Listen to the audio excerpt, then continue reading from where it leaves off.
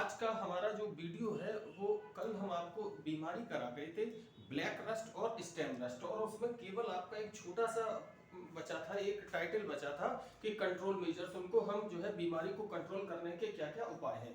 बच्चों क्या होता है कि ज्यादातर बच्चे क्या करते हैं, हेडिंग डाला कंट्रोल मेजर्स और इसके बाद 5 पॉइंट केवल लिख देते हैं। तो हमने एक ऐसा टेक्निक हम अपने बच्चों को देना चाह रहे हैं, इससे उसमें भी 5 लाइनों में भी एक हम इतना बड़ा अपने इतने अच्छे से दें कि इससे हमें मार्क्स ऑलरेडी पूरे पूरे मिल जाए। उसके लिए आपको क्या करना है, सबसे पहले हेडिंग डाला हुआ है आपने control measures of black rust और स्टेम रस्ट, ठीक है, या डिजीज कंट्रोल, दोनों तरीके से हेडिंग बन सकता है, डिजीज कंट्रोल, ठीक है। अब आपने क्या किया, जैसे हेडिंग डालते हैं बच्चों, इसके बाद बच्चे ऐसे लिखना शुरू करते हैं कि ब्लैक रस्ट डिजीज को कंट्रोल करने के उपाय निम्नलिखित है, नंबर 1, नंबर 2, नंबर 3, 4, 5 पॉइंट देके उसको द एंड कर देते हैं। आपको ऐसे नहीं लिखना है, जो मेरा तरीका है वो अडॉप्ट करिए, देखिए मार्क एकदम स्विंग होगा।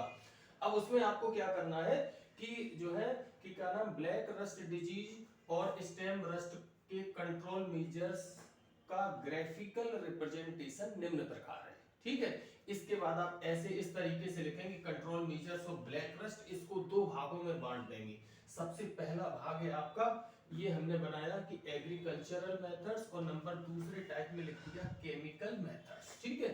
इसमें हमारे 3 टाइटल हैं, eradication and clean up of alternate host. इसका मतलब ये है कि एकांतर परपोषक का उन्मूलन एवं सफाई। कहने का मतलब ये है कि जो अल्टरनेट होस्ट, यानी कि इसका अल्टरनेट होस्ट है बर्बेरिस वल्गेरिस, उसके बारे में हमको देना है, ठीक है। दूसरा आपका जो टाइटल है मिक्स्ड क्रॉपिंग, क्या लिया है, मिक्स्ड क्रॉपिंग। और तीसरा है आपका ग्रोइंग ऑफ रेसिस्टेंट वैरायटी, ठीक है।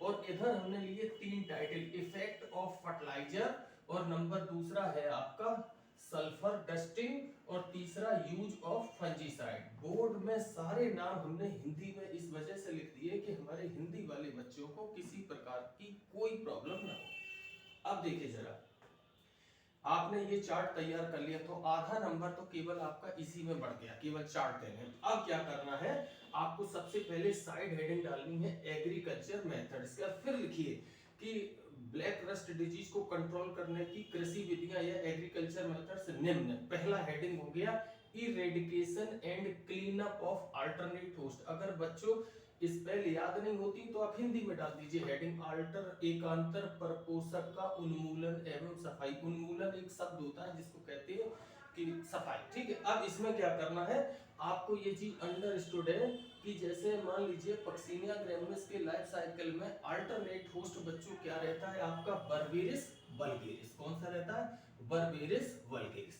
तो उसका उन्मूलन मतलब जो जिस फील्ड में इसकी खेती हो रही है उसमें अल्टरनेट होस्ट को क्या कर देते हैं, मतलब हटा देते हैं, तो उससे जो है डिजीज कंट्रोल होती है, ठीक है। दूसरा एक पॉइंट केवल लिखा है कि अल्टरनेट होस्ट को हटा देने से डिजीज पर कंट्रोल किया जा सकता है। दूसरा हेडिंग आपने डाला है मिक्स्ड क्रॉपिंग। मिक्स्ड क्रॉपिंग का मतलब ये कि वीट और बारबेरी की मिक्स्ड क्रॉपिंग करने से क्या होता है कि जो है सरफेस एरिया कम हो जाता है, इससे पस्टिट्यूल्स की संख्या घट जाती है। जब पस्टिट्यूल्स का सरफेस एरिया कम हो जाएगा तो ऑलरेडी रोग की संभावना कम रहेगी। तीसरा टाइटल है आपका ग्रोइंग ऑफ रेसिस्टेंट वैरायटी, यानी कि हमें ऐसी वैरायटी को बोना चाहिए जो रोग रोधी हो, जिनमें रोग की संभावना कम हो। इनमें हमने 2 एग्जांपल भी दे दिए आपको, NP52 एंड NP125। तो ये 3 हमारे हेडिंग डाल के हमने 3 लाइनें लिखी। लाइनें हमें केवल 5 ही याद करनी, लेकिन उनको प्रेजेंट करने का तरीका हमने केवल बदल दिया।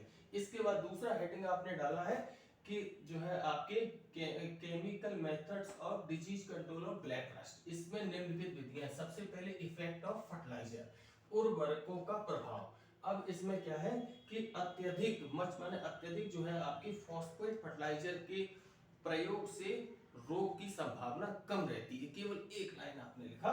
इसके बाद सल्फर डस्टिंग, दूसरा हेडिंग डाला, क्या है आपका सल्फर की स्प्रेइंग जो है आपके प्रभावी होती है रोग को कंट्रोल करने में। ये रहा हमारा अगला टारगेट। नेक्स्ट क्या है आपका, यूज ऑफ फंजीसाइड।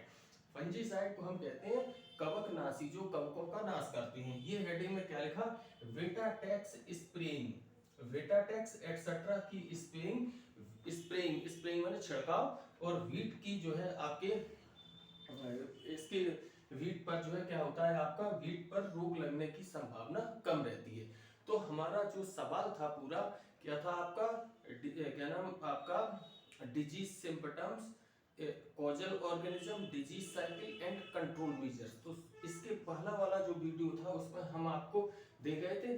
तो उसमें ये था आपका, सबसे पहले आपने नेम ऑफ द डिजीज लिख दिया, ब्लैक रस्ट, कॉजल ऑर्गेनिज्म का नाम दे दिया, इसके बाद डिजीज सिम्पटम से आपने दोनों कर दिए, एक तो आपका सिम्पटम्स ऑन व्हीट और एंड सिम्पटम्स ऑफ बारबेरिस, तीन पॉइंट दोनों में दे दिए, दोनों का फिगर दे दिया। इसके बाद क्या हुआ बच्चों, इसके बाद सवाल था डिजीज साइकिल। तो जो पांचों स्टेजें थी उनके बारे में आपको लाइफ साइकिल से लिखना है, और जो गोल राउंड अप में फिगर है cyclic cell to cell diagram उसको बना देना अगर लॉन्ग क्वेश्चन आता है। इसके बाद डिजीज कंट्रोल में आप इस हिसाब से पहला चार्ट बनाएंगे, और कोई बच्चा 5 लाइन में लिखेगा तो 5-6 लाइन एक पेज में, तो आधा पेज में आपका ये कवर करेगा। इसके 5 लाइन आप ऑलरेडी, अगर इस तरीके का 2 नंबर का 3 का सवाल होता है तो और कोई बच्चा दूसरे हिसाब से लिखता है तो उससे आप मार्क ज्यादा ला सकते हैं, ठीक है। तो अब मेरा पूरी तरह से आपका पक्सीनिया फिनिश हो गया है। इसमें केवल 2 सवाल मेरे हिसाब से बच रहे हैं जिसको मैं जो है आपके स्मट कराने की बात कराऊंगा। Number 1 annual recurrence of wheat, और दूसरा सवाल जो मेरे दिमाग में चल रहा है केसी मेहता। ये हम दोनों सवाल आपको बाद में कराते हैं, और इसको आप लोग तैयार कर लीजिए। और इसके बाद पक्सीनिया पे जो भी संभावित क्वेश्चन है उनका मैं, अब जो मेरा अगला वीडियो आएगा इसके बाद पक्सीनिया के जो संभावित लॉन्ग क्वेश्चन है, शॉर्ट आंसर है, या जो कॉम्पिटिटिव सवाल है वो तो सब अंडरलाइन में आ ही रहे। तब तक के लिए बच्चों जो है आपको, और आप लोगों के बहुत अच्छे टॉपिक मैंने कराए हैं, आप लोग बहुत अच्छे से तैयार करते जाइए, कहीं कोई कमी नहीं रहेगी। और थोड़ा सा चैनल को भी थोड़ा सा सब्सक्राइब करते रहिए, कमेंट करते रहिए, और ये आपके लिए एग्जाम के लिए बहुत अच्छा साबित होगा। Thank you, best of luck all of you.